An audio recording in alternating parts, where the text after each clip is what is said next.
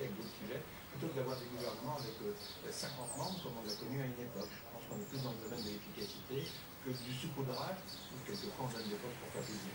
À propos du groupe de la mer et du transport, on en est à 3 rotations par semaine entre Saint-Nazaire et Vélodrome, alors que le groupe de la mer c'est plutôt 3 rotations par jour.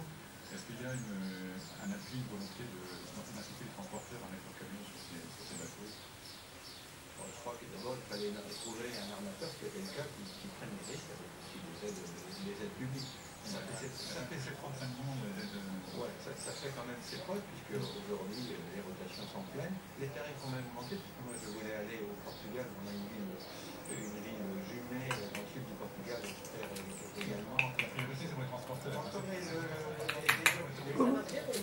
Les sont en colère contre les eurodateurs. Ils sont plus d'1 millier à avoir signé une pétition contre le projet d'installation de parcs-mètres sur la rive artérielle.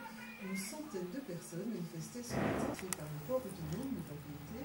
Les dirigeants expliquent qu'ils doivent faire face à de graves difficultés financières. Les recettes se sont élevées à 85 millions de francs. Quasiment les 2 tiers du budget du port autonome sont financés par ce qu'on appelle les taxes de péage sur les marchandises. Et le reste de son budget concerne la modulation, c'est-à-dire la gestion du domaine, et toute autre prestation de service public que le port effectue. Les taxes portuaires vont donc augmenter, il n'y a pas le choix. Mais à côté, le port a dû financer l'année dernière 159 millions de francs de départ à la retraite.